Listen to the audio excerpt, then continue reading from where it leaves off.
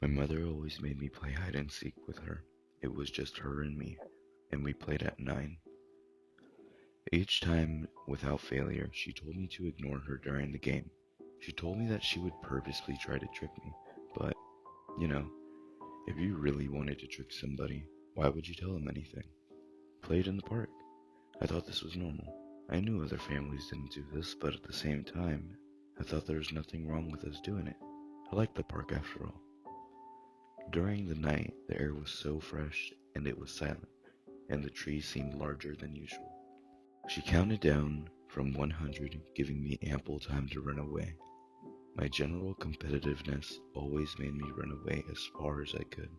I'd find some space behind many trees and I'd lie down.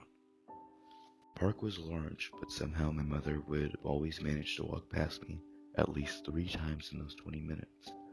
I'd hear her speaking as she walked past me. "Come out, Clara.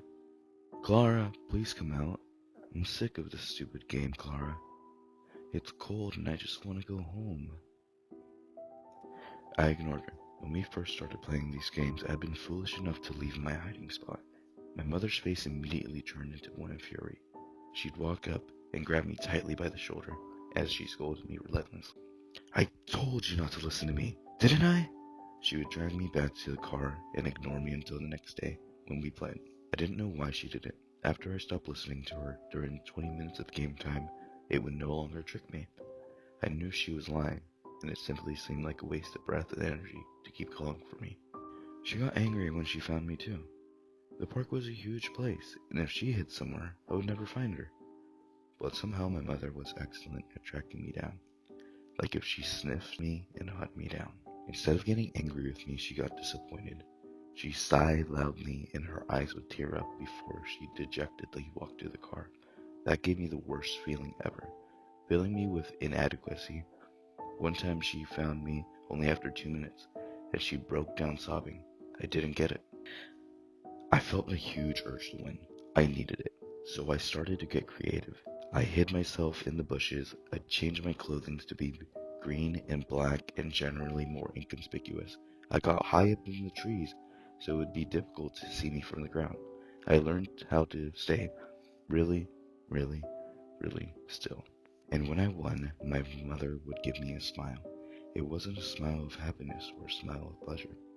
It was more a relieved smile, but I felt so proud when I saw it. We'd go home, and I'd have an easy time falling asleep. I noticed the expression on my mother's face immediately. It was pale, white, shaking, eyes wide. I couldn't hear what he was saying, so I got closer towards him. Of course, their conversation stopped just as I did. While my father stopped speaking, the expression on my mother's face stayed the same. He turned to me and smiled in a wolfish way. It made me recoil away with disgust. He sneered. He fucking sneered. I thought it was normal. That's how my classmates acted after all.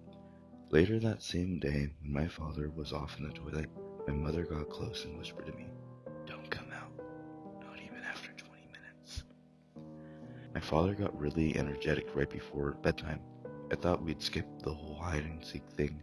My mom looked really sick, and looking at the clock, she said, "Let's take a trip to the park." I immediately noticed she didn't mention hide and seek. "Why?" my father asked. "Why not get some fresh air, maybe?"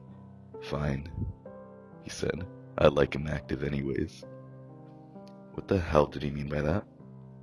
Mom told me to change with a certain look, and I caught what she meant immediately. Put on hiding clothes. After doing it, we got in the car and we drove to the park. My mother was silent the entire way, while my father hummed. We walked together in the park for a while, my dad mumbling about work. I don't remember much of it. Honestly, it didn't sound like any job I had ever heard. Then suddenly my mother pointed at a tree in the distance. I noticed at the same time the tree she'd found me hiding behind the last time she caught me. These trees get so old. They die. It's a shame they're stuck in place, unable to get away from the virus. Death is the way of all living things, Dad said. No need to fear it. "I think I saw a squirrel in that tree," I said. "I'm going to go check it out." I thought about climbing a tree and hiding there, or about diving into a couple of bushes. Trees were only effective if people didn't check. Bushes worked great, but you'd have a small, if no view of your surroundings. I chose the bushes, jumping into them and trying to control my breath. After a couple minutes, I heard my parents walking in the distance. Clara, Dad shouted. Where are you, sweetheart? If you're hurt, please say something, and we'll help. Clara, my mother said. Clara, can you hear me, darling? My heart beat faster. I knew for a fact that I shouldn't leave the bushes. That was the absolute worst thing that could happen. I kept my breathing under check as they moved further and further away from me. Please, Clara, your dad is in danger. Please come out. Clara, please. I need to get going soon. Please come out. Clara, Mom said. Where are you? Stop this silly nonsense, Dad said. Their voices eventually faded out. I stayed there in the same position for nearly a whole hour. My body started to ache. I could feel insects crawling around the back of my leg. I really wanted to leave this position. I heard a stick snap in the distance. It came from behind me. I hadn't heard their voices at all. Had they just stopped speaking? That terrified me, and I felt I needed to turn around to get a view. But I knew that would give me away. I was entirely set. Her voice was turning more and more desperate, more guttural.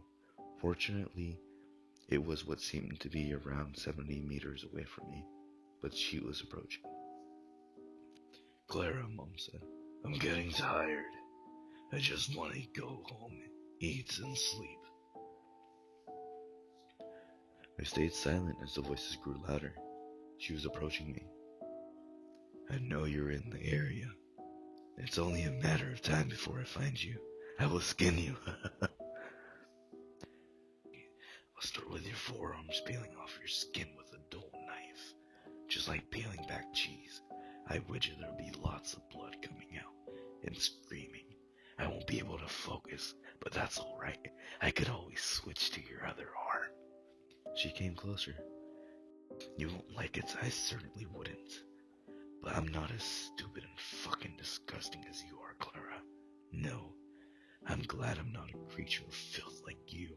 The only good thing could serve is being in my belly by fueling me. I'll find you. The voice was 20 meters away. You'll regret not coming out. 10 meters. You know, I don't eat the bones.